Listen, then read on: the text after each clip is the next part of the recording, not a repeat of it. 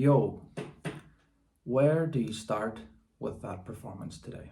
In less than 7 days, we've gone from 2 points clear at the top of the Premier League to 2 points behind the leaders, Manchester City, and are now massive underdogs going into the second leg of a Europa League quarter-final against Atalanta. So, how did this happen? I think I could copy and paste a lot of the content from my last video.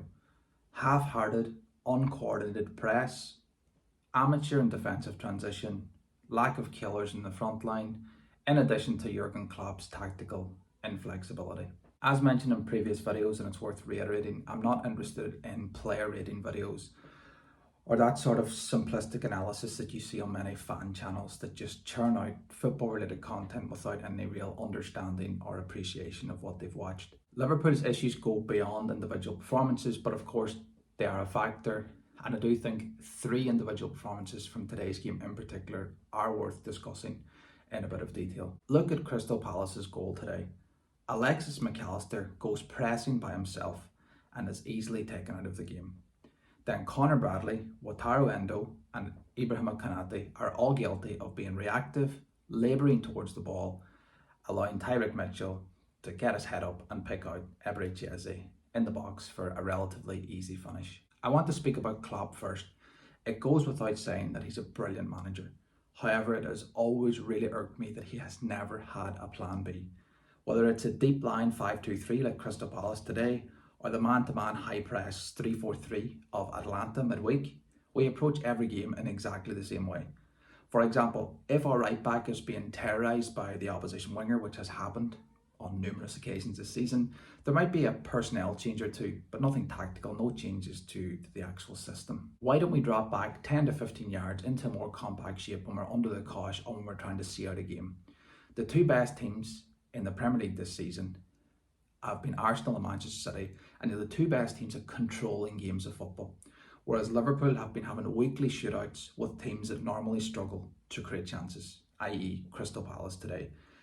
The argument to that will be that that's not Jurgen Klopp's philosophy, but you can alter the shape of your team without compromising the philosophy that underpins how your team plays. As I mentioned at the start of the video, I want to highlight 3 what can only be described as atrocious individual performances today. Wataru Endo, Mohamed Salah and Darwin Núñez, and I could have selected a few more.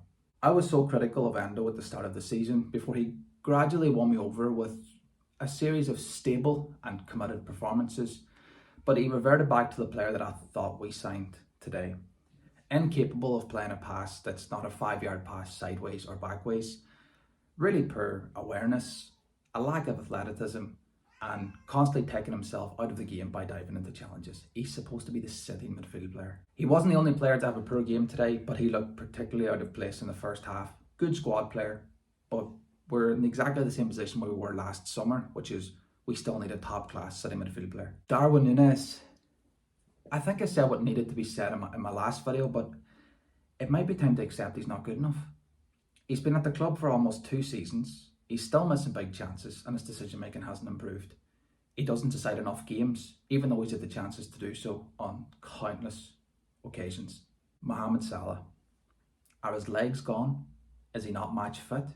Does he know he's playing his final few games for the club? Whatever the reason, he has been truly appalling recently. He hasn't been himself all season, despite posting good numbers, but he seems to have lost his killer touch and it's costing us dearly. Salah playing poorly isn't that uncommon, but he usually pops up with match-winning goals or assists. But I don't think I've ever seen him play this badly for that many games in a row. It is worth mentioning that Liverpool have been overperforming this season. Even the most delusional Liverpool fan can recognise that we've been a level or 2 below Arsenal and Manchester City this season. Of course, a number of huge decisions have gone against us, big decisions in huge games.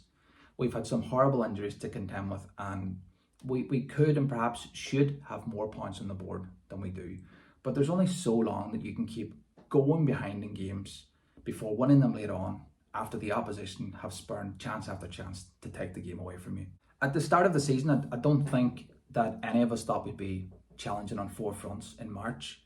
At the start of the season, I would have probably settled for top 4 after the disaster that was last season.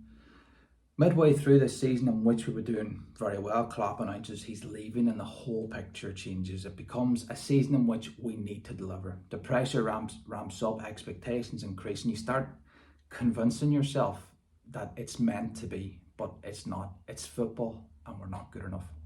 I think that's all for me today. Please get in the comments and let me know what you agree with, what you disagree with, and let me know your thoughts on today's game.